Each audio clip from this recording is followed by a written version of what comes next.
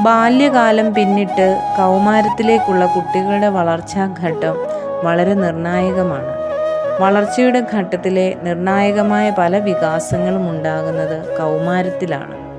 മാനസികമായ വളർച്ചയും വേഗത്തിലുള്ള ശാരീരിക പരിണാമങ്ങളും വികാസങ്ങളും സംഭവിക്കുന്നതും സ്വഭാവ രൂപീകരണം ഉണ്ടാകുന്നതും ഈ പ്രായത്തിലാണ്. തങ്ങളുടെ ബന്ധങ്ങളുടെ ലോകം മാതാപിതാക്കളിൽ നിന്നും കുടുംബത്തിൽ നിന്നും പുറത്തേക്ക് വ്യാപിപ്പിക്കാൻ കുട്ടികൾ ശ്രമിക്കുന്ന പ്രായം കൂടിയാണ് കൗമാരം.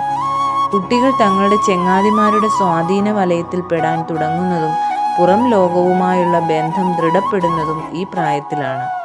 അതുകൊണ്ട് തന്നെ രക്ഷിതാക്കൾ അവരുമായി ഏറ്റവും കൂടുതൽ അടുക്കേണ്ട സമയവും ഇതുതന്നെയാണ്. സാധാരണ പ്രായമാകുമ്പോഴേക്കും കുട്ടികൾ രക്ഷിതാക്കളിൽ നിന്ന് അകന്നു പോവുകയും പലതും